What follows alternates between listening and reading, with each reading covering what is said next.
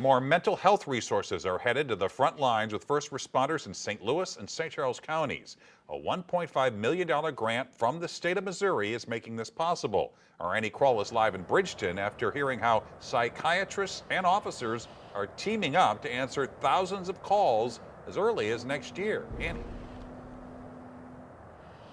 That's right, Mike. At this afternoon's press conference at SSM Health, many police officers and even medical professionals said some situations can turn into a revolving door, going to the same addresses over and over again because of mental health hurdles. And when they have those situations, sometimes they escalate into arrests and even prison time.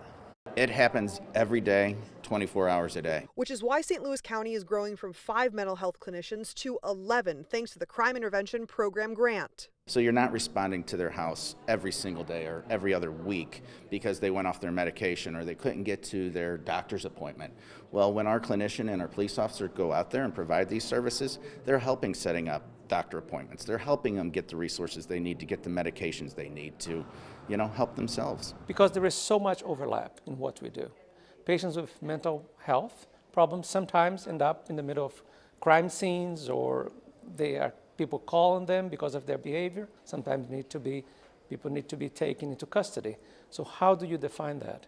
That's not an easy decision, so we've got to work together to make that decision better. Police and other health partners like BJC, Assisted Recovery Centers of America, and Campus Health Network all teaming up superhero style to help people in St. Louis and St. Charles County not have to bounce around for care. And we are meant for short-term needs for our patients. However, we are seeing an increasing number of patients presenting with mental health, but also comorbid poor social determinants of health. While it's 3,000 to 4,000 mental health calls a year for county police, it's 1.5 million coming from the state. Well, it's a big number, and it allows us to hire mental health professionals to put them really at the scene of some of these complex cases with people who have a mental health crisis.